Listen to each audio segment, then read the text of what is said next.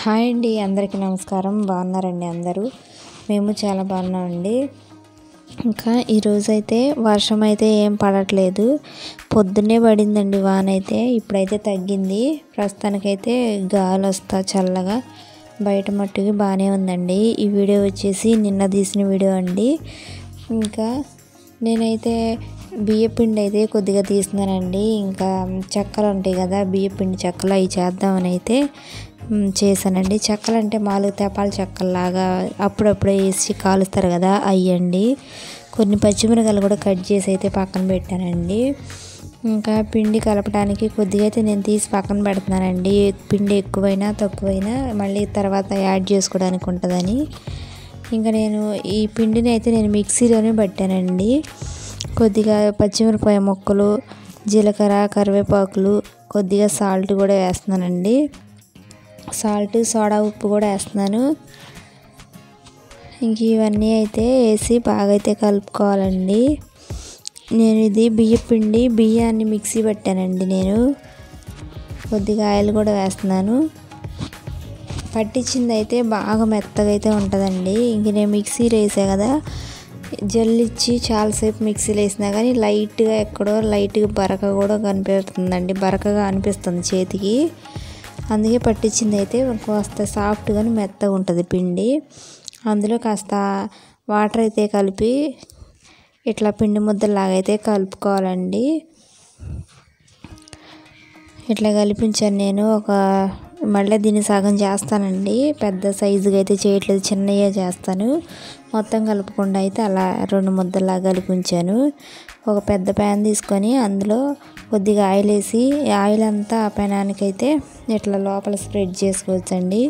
అట్ల పెనం మీద కూడా వేయచ్చు, కానీ నేను ఇందులో పెట్టానండి. ఇంక ఇవైతే ఇట్లా చెక్కలాగా అందులో పెట్టి ఇట్లా ఒత్తుకోవడమేనండి. ఇలా ఒత్తుకోవాలి. చెక్కల్లాగా చేసుకోవడమేనండి రౌండ్గా. ఇంకైతే నేను 4 పెట్టానండి. అట్లా 4 పెట్టి పొయ్యి మీద పెట్టాను. పొయ్యి మీద పెట్టినాక కొద్దిగా ఆయిల్ కూడా వేస్తున్నానండి. ఆల్రెడీ అడుగున వేసా కదా, పైన కూడా కొద్దిగా ఆయిల్ వేస్తున్నాను. ఇలా అయితే ఒక 10 నిమిషాలు అట్లా ఉడికించానండి. చెక్కలు అయితే ఇట్లా ఒక 10 నిమిషాలు ఉడికించాను. కాలుతున్నాయండి, అడుగునైతే కొద్దిగా కాలనియ్యి. ఇది మళ్ళీ రెండో వైపుకి తిప్పుకోవాలండి. పైన మూత పెట్టి కొద్దిసేపు ఉడికించుకోవాలి. ఇట్లా రెండో వైపుకి కూడా తిప్పానండి. చెక్కలు అయితే కాలనియ్యి. టేస్ట్ మాత్రం చాలా బాగుండిద్దండి ఇవి.